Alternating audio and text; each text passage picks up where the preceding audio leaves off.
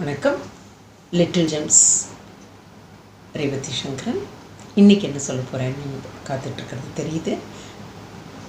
மூளையின் திறமையை பற்றி நான் சொன்னேன். அதனுடைய வளர்ச்சியை பற்றி நம்ம தெரிஞ்சுக்கணும் இல்லையா?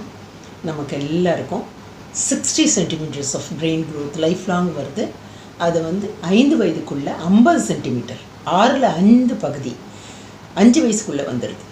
நம்ம என்ன பண்ணுறோம்? 5 வயசு வரைக்கும் குழந்தைன்னு சொல்லிட்டு ஸ்கூலுக்கு அனுப்பிச்சிட்டு அவங்க அம்மா விட்டு பிரிஞ்சு போகிறதுக்கு ரொம்ப கஷ்டப்பட்டு ஸ்கூலில் மார்க் போட்டு அவ்வளோதான், ஃபஸ்ட்டு மார்க் வரவங்க தான் கெட்டிக்காராங்க, மற்றவங்கெல்லாம் இல்லை. ஒவ்வொருத்தருக்கும் ஒரு திறமை இருக்கும். ஒவ்வொரு குழந்தையும் வேறு வேறு. எல்லாருக்குள்ளேயும் ஒரு திறமை இருக்கும். அது என்னன்னு தெரியாமல் மார்க் வாங்கிறது தான் பெரிய விஷயம் அப்படின்னு சொல்லிட்டு அவங்க முன்னால் முடியாத மண்டு அப்படின்னு சொல்லிட்டா வாழ்க்கையில் அது ஒரு பெரிய பாதிப்பு குழந்தைங்களுக்கு.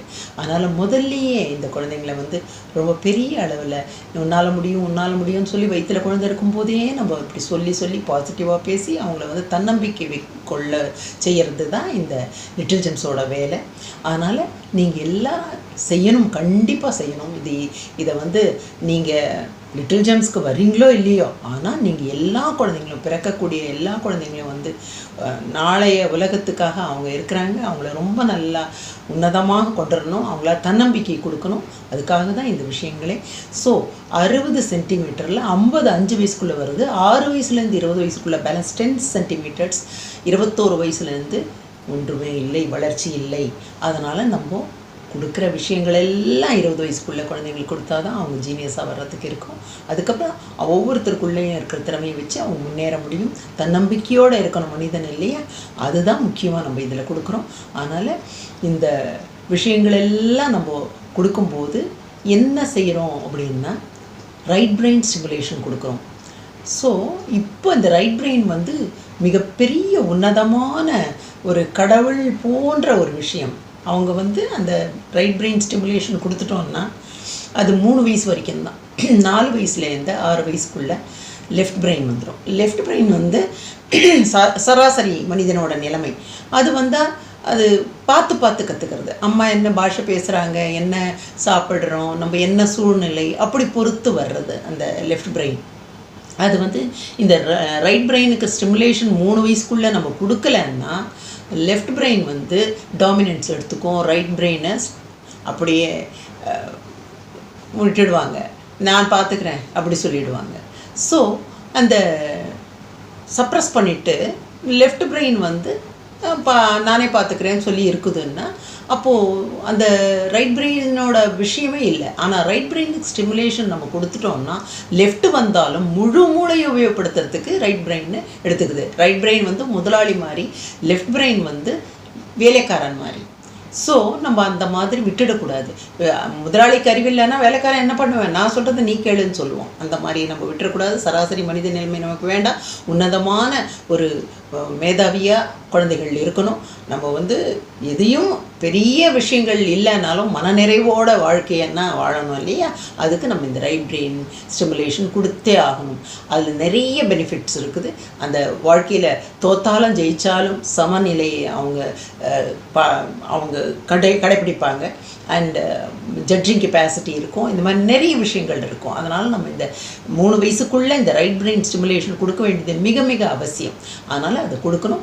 இதை முதல்ல நம்ம நாட்டில் இருந்த இந்த விஷயம், கண்ணன் சொன்னார், அபிமன்யு கேட்டார், அண்ட் பிரகலாதன் கதை எல்லாமே இருக்குது இல்லையா? ஆனாலும் இதை ஒரு ஃபாரினர் சொன்னால் நம்ம ஒத்துக்குவோம். அதையும் ஒரு டாக்டர் தான் சொன்னாருங்க. அதனால் நீங்கள் நம்பலாம் இதை. டாக்டர் கிளென் டொமான்னு ஒரு அமெரிக்கன். அவர் ஃபிலாடெல்ஃபியா யூஎஸ்ஏல எம்பிபிஎஸ் பண்ணும்போதே அவர் பிரெயின் ஸ்பெஷலிஸ்ட்டு கூட இல்லை, அவர் நியூரோ சர்ஜன். அவர் எம்பிபிஎஸ் படிக்கும்போதே இந்த ஸ்கூலுக்கு போனால் தான் குழந்தைங்களுக்கு அறிவுன்றது இல்லை, அம்மா வயிற்றில் குழந்தை இருக்கும்போதே அவங்களுக்கு அம்மாவால் அவங்களோட பிரெயினுக்கு ஸ்டிமுலேஷன் கொடுக்க முடியும்ன்றது அவரோட தாட்ஸ். அப்போவே புக்குங்கள்லாம் நிறைய எழுத ஆரம்பித்தார்.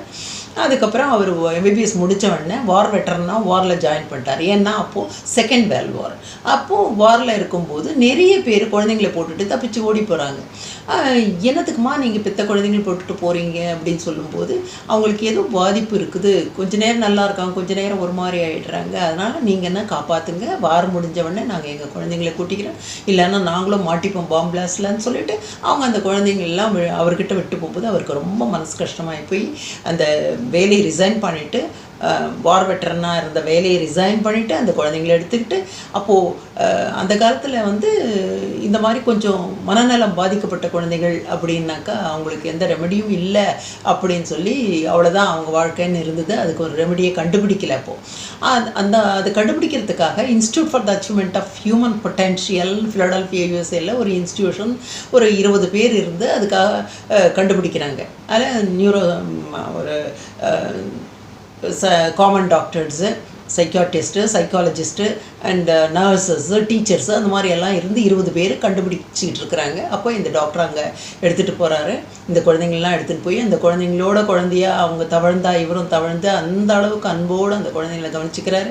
ஆனால் அவங்க நல்லா தான் இருக்காங்க, ஏன் அவங்க இது மாதிரி இருக்காங்கன்னு கொஞ்ச நேரம் நல்லா இருந்தால் கொஞ்ச நேரம் ஒரு மாதிரி ஆகிடுறாங்களே ஏன் அப்படின்னு பார்க்கும்போது அவங்க மூளையில் ஏதோ பாதிப்பு இருக்குன்னு அதுக்காக அவர் பிரெயின் ஸ்பெஷலிஸ்ட்டுக்கு படித்து அதுக்கப்புறம் அந்த குழந்தைங்கள்லாம் பார்க்கும்போது அவருக்கு ஹெமிஸ்பெரெக்டமின்னு ஒரு ஆப்ரேஷன் பண்ணி பார்க்கும்போது பிரெயினில் half of the brain cells டேமேஜாக இருக்குது. அது நல்லா இருக்கிறது அப்பப்போ போய் டிஸ்டர்ப் பண்ணுது.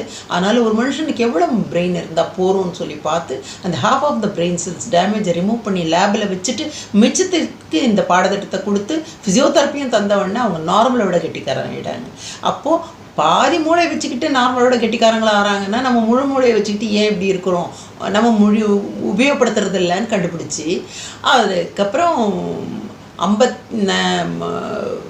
1940 போனவர் 1955 அந்த குழந்தைங்களுக்கும் 1975 நார்மல் குழந்தைங்களுக்கும் சொல்லிக் கொடுக்கறதுக்கு பண்ணார். அப்போ நார்மல் குழந்தைங்களுக்கு எந்த வயசுலன்னு சொல்லி கொடுக்கலாம்னா அவங்க வயிற்றில் இருக்கும்போதே அவங்களுக்கு சென்சரி பேத்வேஸ் எல்லாம் ஓப்பன் ஆகிடுது, அவங்க நல்ல விவரமாக இருக்காங்க. அவங்களுக்கு எப்போ ஆரம்பிக்கிறதுன்னும் போது 3 மாதத்தில் ஐஸ் ரொட்டேஷன் நின்னவொடனே விஷுவல் கெப்பாசிட்டி வந்தவொடனே செய்யலாம் அப்படின்னு சொல்லிட்டு 3 மாதத்துலேருந்து செய்ய ஆரம்பித்தார் முதல்ல. அதுக்கப்புறம் 30 நாளில் பாப்பா பிறந்த 30 நாளில் ஐஸ் ரொட்டேஷன் நிற்காத போதே செய்யலாம்னு, அதன் பிறகு 7ஆவது மாதம் சென்சரி பேத்வேஸ் ஓப்பன் ஆகிடுது அப்போவே ஆரம்பிக்கலாம்னு சொல்லி அதுக்கும் மேலே வயிற்றுக்கு குழந்தை வந்தவொடனே நம்ம சொல்லிடலான்னு. ஆனால் நான் கல்யாணத்துக்கு முன்னே இதை தெரிஞ்சுக்கிட்டா அந்த மனசில் அந்த ஏற்பாடு இருக்கும். ஒரு பெண்ணுக்கு நமக்கு கல்யாணம் ஆகி குழந்தை பிறந்ததுன்னா அந்த குழந்தைய பெரிய ஜீனியஸாக கொண்டுடணும் அப்படி சொல்லி ஒவ்வொரு பெண்ணும் அந்த உணர்வுகள் வரும். அதனால் நிச்சயமாக எல்லாரோட கல்யாணத்துக்கு இந்த லிட்டில் ஜெம்ஸ் பேக்கேஜ் தான் போகுது ப்ரெசன்டேஷனாக. அதனால் இது மிகப்பெரிய ஒரு முன்னேற்றம், எல்லாருக்கும் ஒரு நன்மை. அதை செய்யத்தான் வேணும். நம்ம ஒவ்வொரு குழந்தையும் பெரிய ஜீனியஸாக இருக்கத்தான் வேணும். ஒரு வீட்டில் ஒரு சந்தோஷம் அந்த குழந்தைங்களாலன்ற போது நிச்சயமாக ஒவ்வொரு அம்மா அப்பாவும் இதை எடுத்து செய்யத்தான் வேணும். அதனால் நீங்கள் எல்லாரும் இது என்னன்னு தெரிஞ்சுக்கிட்டு கேட்டு நடத்திக்கோங்க. அப்போது உங்கள் குழந்தைங்க எல்லாம் ஜீனியஸ் வருவாங்க. கவலை இல்லாமல் நீங்கள் இருக்கலாம். படிடா படிடா படிடான்னு சொல்ல வேண்டிய அவசியமே இல்லை. எல்லா துறையிலையும் எதில் கால் வைக்கிறாங்களோ அதில் நம்பர் 1 வருவாங்க. இந்தியா மேலுக்கு வரும். நம்ம நாடே சிறப்பாக வர்றதுக்கு நம்ம ஒவ்வொரு வீடும் நல்லா இருக்கணும் இல்லையா? கண்டிப்பாக செய்வீங்கன்னு நான் நினைக்கிறேன். நன்றி, வணக்கம்.